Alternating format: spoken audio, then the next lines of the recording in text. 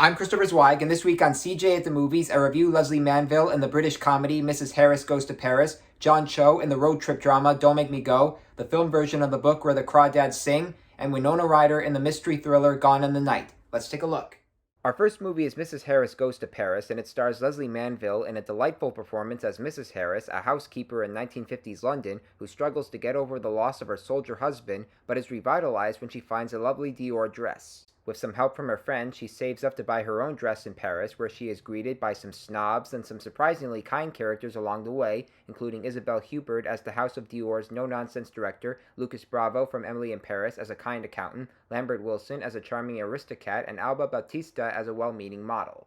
May I give you a lift? What was I thinking coming here? I'm just a cleaner from London. No, you're a cleaner who dreams of the most beautiful gal in the world. It's not sewing, it's baking moonlight. With some supporting work from Jason Isaacs and Ellen Thomas as our friends back in London, Mrs. Harris in Paris is a charming film that distinguishes between nice and mean people and knows when certain people can or can't change. Based on the book, I was reminded of the generosity and love in It Could Happen to You, and I also admired the performances from the stars, particularly Manville as the title character. The movie has the nerve to overcome some bad luck by switching over to some good luck, and even if we can see some parts in advance, we're still enjoying this little trip. Our next movie is Don't Make Me Go, a major disappointment in the indie film circuit which stars John Cho, who has done a fine job at transcending from the comedy star to a serious actor with a memorable performance in Searching. He plays the father once again, but this time he may be dying and decides to take his troubled teenage daughter, played by Mia Isaac, on a road trip. We're gonna see so much good stuff driving. When you look back on this trip, I want you to remember you and me spending time together, not you waiting for your boyfriend to call. I need you to drive. I didn't know your headaches were this bad. You never tell me anything. Clear, go now. Did you close your eyes? I was just scared. No! Always keep your eyes open. Like 1 second, okay? I suppose Cho gives a good performance and Don't Make Me Go wants us to feel bad for its lead characters, but the movie never really worked for me. It seemed too consumed by all the problems and arguments for me to enjoy this trip as much as I did with the last film. I also felt the movie wanted to slam us with a somewhat downbeat ending, and it felt kind of mean. The result is a movie that needs to grow up but becomes a pain in the ass along the way.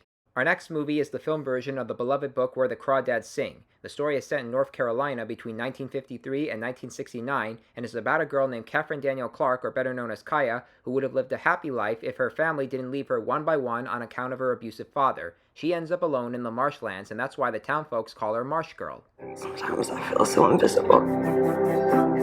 I wonder if I'm here at all. You are.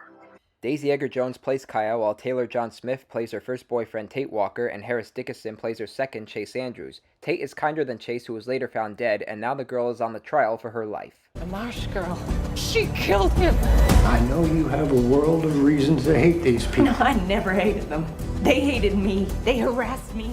The screenplay for Where the Crawdads Sing is uneven, but the performances are sincere enough for me to enjoy it. It took me back to the days when I didn't care about reviews and saw movies for what they were. Edgar-Jones is beginning to make a name for herself, and in this movie she delivers a fine performance as a girl who has been mistreated by society to the point of her nearly losing her courage. It's about not judging a book by its cover, and it may win fans of the book over, not as much as in literature, but still good enough on film.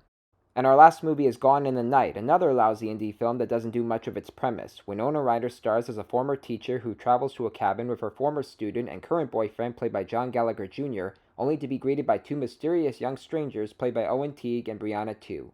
This is like the inside of your brain. Everything all old school.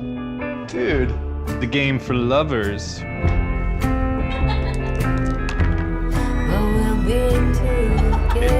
I'm gonna turn in. Then Ryder is led to believe that her boyfriend is cheating on her with the girl from the cabin and enlists some help from the owner of the cabin to track her down. He's played by Dermot Mulroney. That's her. Where the hell is she going? Oh, Jesus. I'm glad to see you. I can't spoil the twist for you, but I can tell you it has potential and wants to follow in the footsteps of Steven Soderbergh or Christopher Nolan in terms of ingenious puzzles, but Gone in the Night never takes off. There's no character development, and it seems tedious with the same formulas we've seen done better in mystery thrillers, so skip it. To recap this week's new movies, thumbs up for Mrs. Harris Goes to Paris, with Lesley Manville as a cleaning lady reaching the high Dior life while keeping her domestic values intact. Thumbs down, however, for the aggravating road trip feature Don't Make Me Go. Thumbs up for the uneven but well-acted Where the Crawdads Sing. And thumbs down for Gone in the Night, a mystery thriller that's too weak for its own good. Well, those are the movies I'm reviewing this week. I'm Christopher Zweig. Stay safe, and I'll see you at the movies. For more amazing content, please like and subscribe to my channels. You can also read my reviews at cjatthemovies.com and download the new HD Radio app.